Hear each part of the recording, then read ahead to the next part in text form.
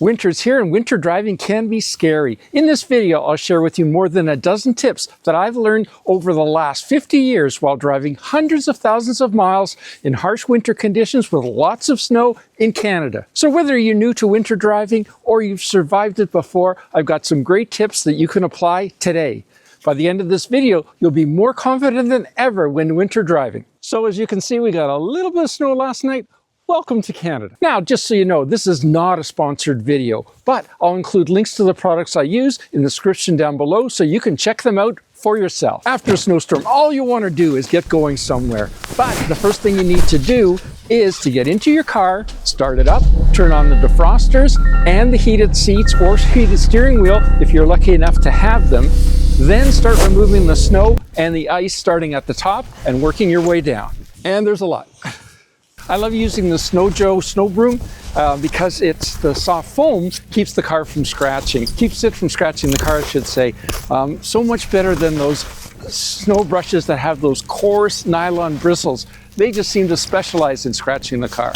And you want to make sure you get all the snow off the whole car, not just off the windows. You need to also make sure you get it off the roof and the hood, because otherwise that snow is just going to blow onto the back window and block it anyway. So you need to make sure you get rid of the snow at the base of the windshield fairly early on, because that's where the defroster drags in the air to be able to defrost the car. Then you need to use an ice scraper to scrape off the windshield, obviously. I like to use this CLESDF. I like because it has a large surface area, and I also like the spikes on the end for if you have a lot of ice buildup. We don't have that much ice here today, but if you do have a lot of ice buildup, it can scratch right through that ice buildup with those spikes on the end there. And again, you just start at the top and work your way down.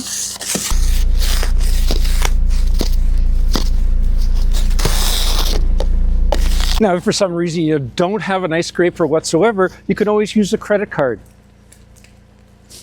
Doesn't work great, but it's better than nothing. With the windshield clear, we can drop those windshield wipers now. Now again, when you drop them or you lift them up, be careful you do it by the arms. Don't do it by the blades themselves because you could bend them. And whatever you do, don't use the blades and smack them, the arms and smack them back and forth like that, because you'll definitely bend those arms. Now, even with no snow or ice on your car, it's always a smart idea to let your car warm up for at least a few minutes whenever the temperature is below 32 degrees Fahrenheit before driving off.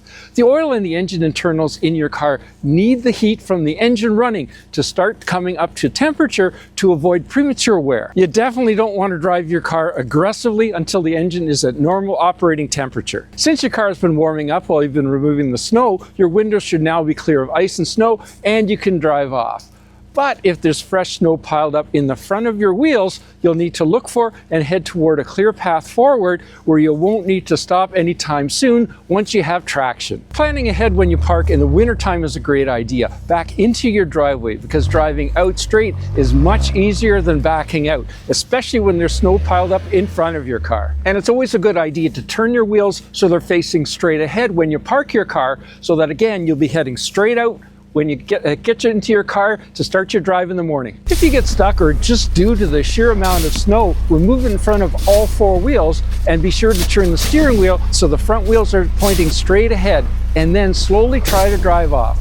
If the wheels just spin or maybe you're on ice, you can add extra traction by putting a floor mat just in front of the drive wheels for some temporary traction to get you started.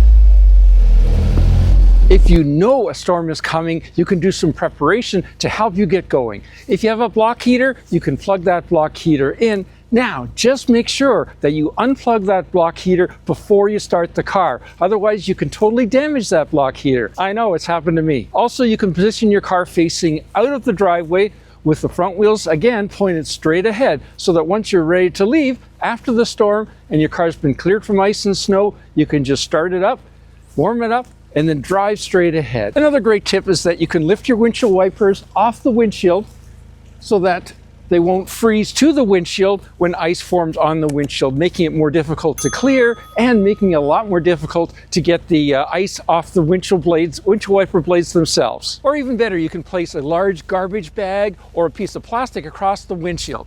I'll show you how. So you need to position the wiper blades in the vertical position as they are here on the windshield when the car is shut off. Now, on most cars, to do that, all you need to do is with the wipers going, when the wipers are in the vertical position, you just turn the car off then and they'll stay at that spot.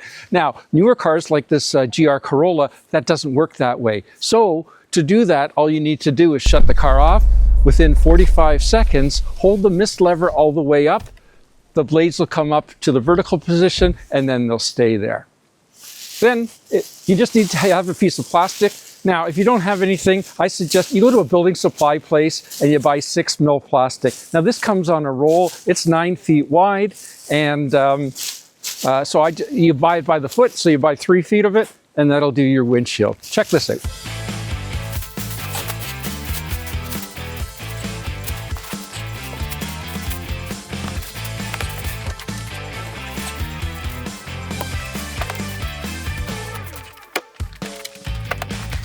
And then you just open the doors and tuck it in.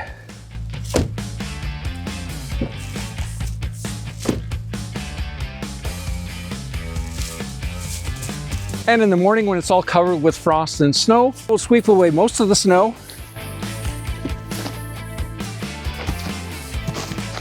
Lift the blades off the windshield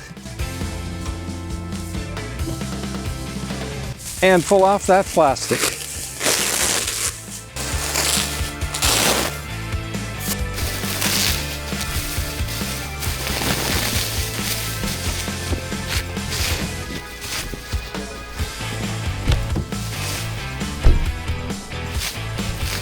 No scraping required. Even better, if possible, park your car in a garage. Always make sure you've got at least half a tank of gas in your car. Actually, the fuller the better. This will minimize any condensation from forming inside the gas tank, which could freeze the gas line. So the added weight of a full tank will also help with traction. And you'll be prepared in case the gas stations are closed during or sometimes a day or two after a snowstorm. And make sure you've got a nice clean microfiber cloth for cleaning that backup camera. Do not, I repeat, do not wash your car on a mild day just before below freezing temperatures are expected.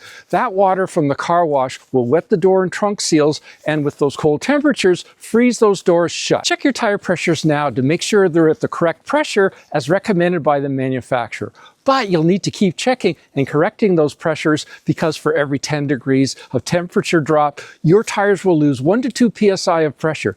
So from 75 degrees down to 35 degrees Fahrenheit, you could lose 8 psi, which would definitely be a problem.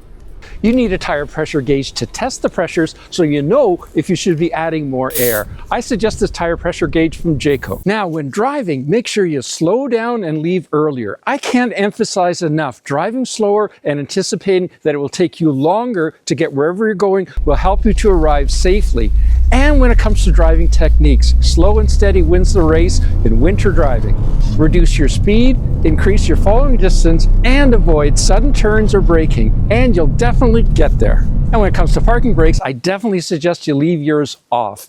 By leaving the parking brake on, it can actually freeze in the on position, making it impossible for you to get going. Click here for my next video on preparing your car for winter, and I'll see you there. Any questions or comments? Add them down below.